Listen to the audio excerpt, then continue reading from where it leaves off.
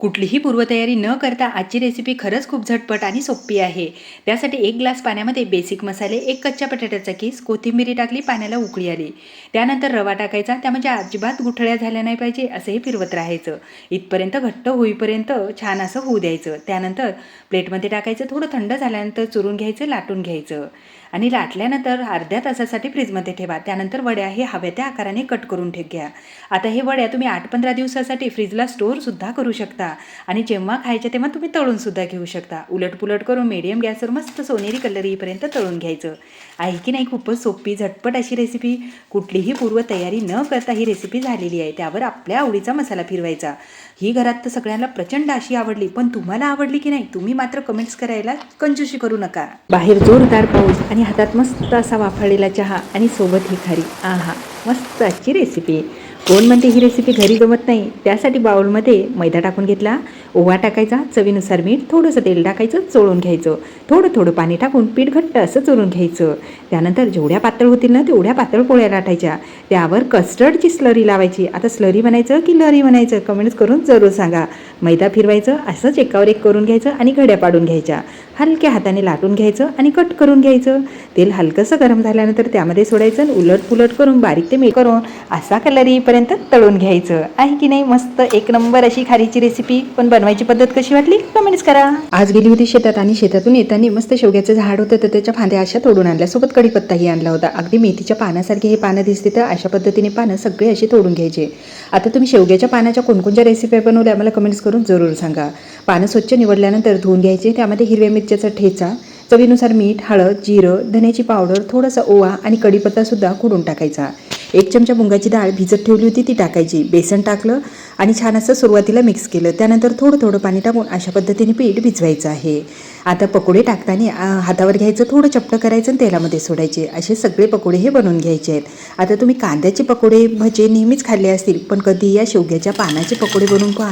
खरंच चवीला म्हणसाल तर अप्रतिम लागतात आणि हे शेवग्याचा पाला गुणकारीसुद्धा आहे. तर पाहू शकता आवाजही आहे का एकदम कुरकुरीत झाले. बाहेर वातावरणसुद्धा इतकं मस्त पावसाळी असं झालेलं आहे. त्यासोबत गरमागरम चहा आणि हे पकोडे आजचा बेत खरंच खूप खास आहे. पण मी बनवलेले पकोडे तुम्हाला आवडले की नाही, तुम्ही घरी कधी करून पाहिले की नाही हे मला कमेंट्स करून जरूर सांगा. एवढ्या कडकडत्या उन्हामध्ये आज सकाळी आमच्या इकडे जोरदार असा पाऊस झालेला आहे आणि सगळीकडे मस्त थंडगार असं वातावरण झालेलं आहे. पहिला पाऊस आणि पहिली गरमागरम रेसिपी म्हणजे उलटा वडापाव. सगळ्यांना भारी आवडतो. त्यासाठी आंबट गोड तिखट मस्त अशी चटणी बनवून घेतलेली आहे. तुम्हाला जशी आवडेल ना तशी बनवा. आणि त्यानंतर वडापावची चटणी बनवण्यासाठी फरसाण, लसण, लाल तिखट, चवीनुसार मीठ टाकलं आणि ही झटपट अशी वडापावची चटणी तयार झाली. चवीलाही भारी लागते. ब्रेड गोलाकार कट केले, त्यावर हिरवी चटणी, वडापावची चटणी टाकली आणि अशा पद्धतीने आलूची चटणी लावून घेतली.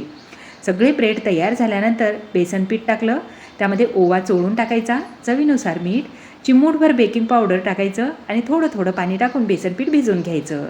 त्यानंतर ब्रेड त्यामध्ये बुडून घ्यायचे आणि उलटपुलट करून सोनेरी रंग येईपर्यंत मीडियम गॅसवर मस्त असे हे उलटा वडापाव तळून घ्यायचा आहे की नाही. आता तुम्ही याला उलटा वडापाव म्हणता की ब्रेड पकोडा म्हणता की आलू गोंडा म्हणता, सगळीकडे वेगवेगळे नाव आहेत. तुमच्या इकडे कोणचं नाव आहे मला कमेंट्स करून जरूर सांगा. आणि तुम्ही कोणची रेसिपी बनवली ती सांग. बनवायचं होतं एक आणि बनवलं दुसरंच. मोड आलेली मटकी घेतली, त्यामध्ये बारीक चिरलेला भरपूर कांदा, बारीक चिरलेला लसण, कोथिंबिरी, चवीनुसार मीठ, चिली फ्लेक्स, धना पावडर, जिरा पावडर, अर्धी वाटी बेसन पीठ, अर्धी वाटी तांदळाचं पीठ टाकलं. छान असं मिक्स करून घेतलं. आता हळद टाकायची राहिली होती तर थोडीशी हळदसुद्धा टाकली. थोडंसं पाणी टाकलं आणि बॅटर अशा पद्धतीने तयार करून घेतलं. तेल कडकडीत गरम झाल्यानंतर त्यामध्ये छोटे छोटे असे भजे टाकून घेतले आणि उलट पुलट करून मीडियम गॅसवर सोनेरी कलर येईपर्यंत तळून घेतलेले आहेत. आता मला बनवायची होती मटकीची उसळ, पण खाण्यासाठी कोणीच तयार नाही, कारण बाहेर वातावरणच तसं झालं होतं. मस्त धो धो पाऊस पडत होता आणि त्यांना काहीतरी गरमागरम आणि कुरकुरीत असं खायचं होतं, म्हणून मस्त असे मटकीचे भजे बनवले, सोबत वाफाळलेला चहा. आणि खरंच हे भजे नाही का एक नंबर असे हे चवीला लागतात. तुम्ही जर एकदा बनवले ना तर तुम्ही 2-3 वेळेस नक्की बनवसाल अशी ही रेसिपी आहे. पण माझी बनवायची पद्धत कशी वाटली कमेंट्स करा.